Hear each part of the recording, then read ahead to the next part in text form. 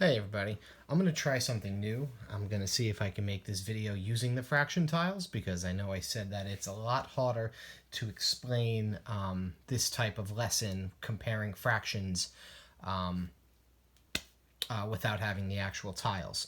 So for lesson 9.5, we're going to start where it says the unlock the problem, where Sierra, Tad, and Dale ride their bikes to school. Sierra rides 3/4 of a mile, Tad rides 3/8 of a mile, and Dale rides 3/6 of a mile. And just like the lesson, we're going to compare and order the distances from least to greatest. So the first thing I'm going to do is I'm going to take my one whole strip because we're always going to compare everything to the whole. Then our first fraction is the 3/4. So I'm going to start by taking out my 1/4 tile. My next fraction was 3/8. So I take out my 1/8 tile. Okay. And the last fraction was 3/6. So I'm going to look at my 1/6 tile. Now, you can start by looking at the unit fractions here. The 1/4, the 1/8, and the 1/6. You can notice that you'll notice which fraction is the greatest, which one is the least. Well, especially comparing it to the whole, you notice that the 1/4 tile is the greatest fraction, and the 1/8 tile is my least fraction. And now, hopefully by now, which we've been going over, you'll see the relationship between the size of the tile, the size of the fraction, and the denominator. My smallest denominator here, between 4, 8, and 6, is actually my greatest fraction. So in your book, you're going to shade that in. Now I'm going to check. So we had 3/4. If I continue placing my fourths, there's my 3/4. Here's my 3/8. And we'll continue with my 3/6.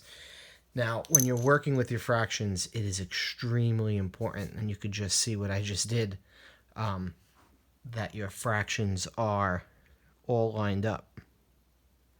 Now, when you line up all your fractions, you will see that just by looking at the size of my unit fraction, the 1 tile, everything remained the same. My 3/4 remained the largest fraction, 3/8 was my smallest fraction, was the least, and 3/6 was in between both of those fractions.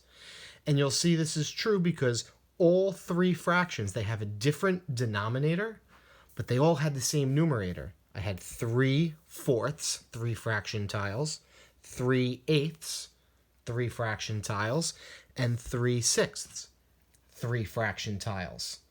So when you're putting them in order from least to greatest, we would say 3/8 is the least fraction. Then would come 3/6, and my greatest fraction would be 3/8. 3/4. Now I'm going to take a look at activity 2, which is ordering fractions with the same denominator. This is on page 534. So I'm looking at fractions with the same denominator. Okay, so let me just clear these right now. All right, and the fractions we're looking at will be 5/8, 8/8, and 3/8. We want to put them in order from least to greatest. So I'm going to put this fraction strip out there. All right, and I'm going to start, let's compare 5/8. I'm going to take my 1/8 tiles, and I'm going to line them up the best that I can right here. 2/8, 3/8, 4/8, and 5/8. Okay. And I'm going to See, put a little mark right here where my 5/8 went up to, because I don't have enough fraction tiles to make 3 rows. So that is my 5/8. And I'm going to write here 5/8. Okay, so this is where I began right here. The next fraction I'm comparing is 8/8. Oh, so I should have just kept my 5/8 out. Okay. Keep my 5/8. Okay, and now they want 8/8. So I'm now going to fill in, that's 6/8, 7/8, and 8/8. So the entire length of that blue tape is 8/8. So I'm going to 8/8 was all the way at the end. Okay. And the last fraction we're comparing is 3/8, if I'm correct. So I'm going to go 1, 2, 3. I'm going to remove those. Whoop. All right, that blue tape is just my outline, so I know I'm recording. I'm going to line everything up. Okay.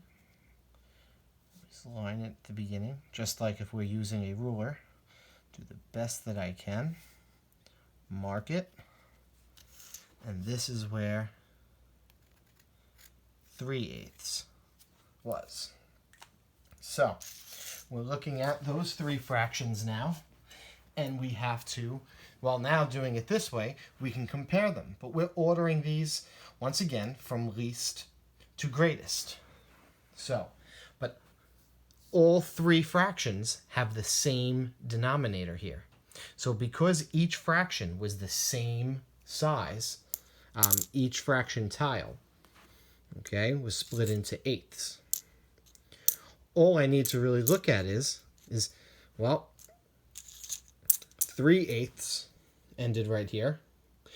5/8, I just added 2 more tiles, went over here, and 8/8 went all the way across. And you'll notice 8/8 is the same size as 1 whole.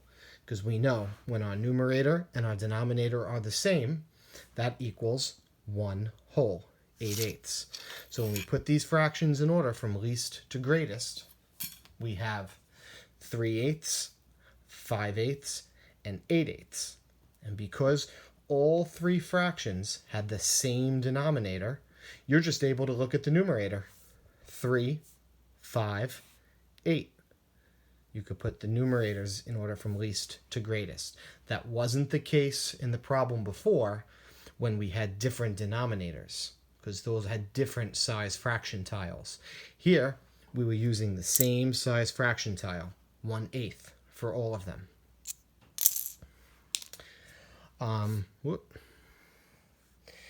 And the last one we wanted to look at, let me take this up, in your share and show, was we were comparing 4/6.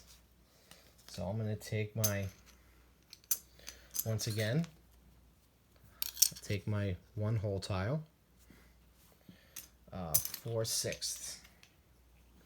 So 1, 2, 3, 4/6.